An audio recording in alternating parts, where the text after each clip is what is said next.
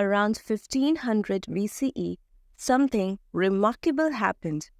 Wandering tribes stopped moving, cleared forests, and settled near rivers. For the first time, they called one place home. And from these small settlements emerged India's first Janapadas, the beginning of kingdoms. Hello everyone, welcome back to Study Simplified by Kritika. Let's understand the word itself. Janapada comes from two Sanskrit words, Jana, meaning a tribe or people, and Pada, meaning foothold. Together, Janapada means the land where a tribe settles. In simple words, it was the permanent home of a community. In the early Vedic period, people lived in tribes called Janas. Their identity came from their tribe, not from any particular land. Between 1000 and 600 BCE, iron tools helped people clear forests and farming became more important. Farming required people to stay in one place to grow and protect their crops. As a result, tribes settled permanently. Villages grew into towns and group of towns formed Janapadas. Each Janapada had its own territory, its own identity, and eventually its own ruler. Here's an interesting fact. Not every Janapada had a king. In many early Janapadas, important decisions were taken by a council of elders, clan leaders, and respected warriors. They discussed matters like wars, land, and justice together. Over time, some Janapadas became monarchies ruled by a king whose position was inherited. Others became Ganas or Sanghas where decisions were made by an assembly instead of a single ruler.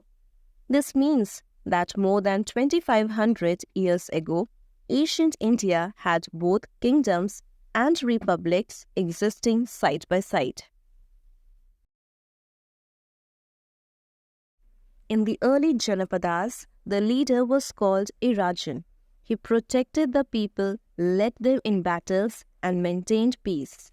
In return, people gave him a share of their crops or cattle.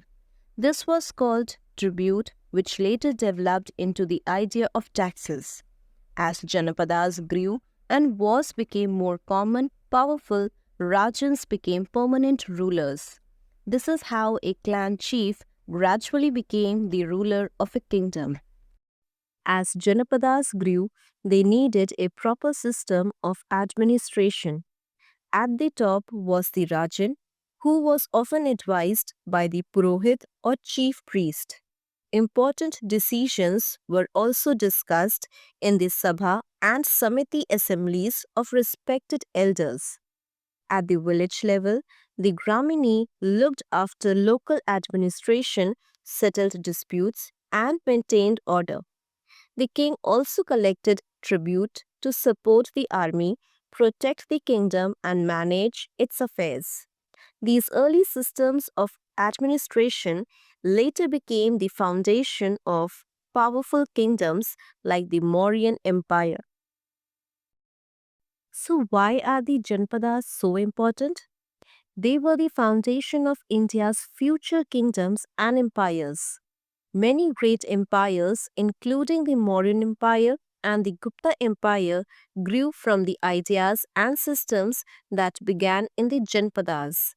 Over time, some Janapadas became stronger and more powerful than others. Finally, 16 powerful kingdoms emerged. These were called the Mahajanapadas. Quick recap: Janapada means the land where a tribe settles.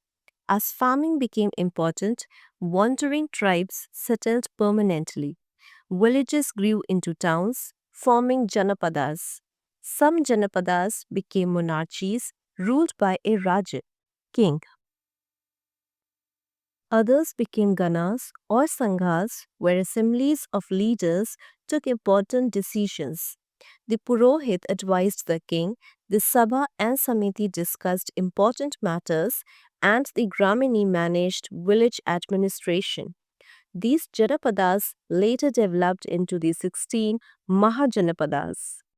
In the next video, we will explore the 16 Mahajanapadas and discover how they shaped ancient Indian history. If you found this video helpful, don't forget to like, share, and subscribe to Study Simplified by Kritika. Until next time, keep learning and keep exploring history.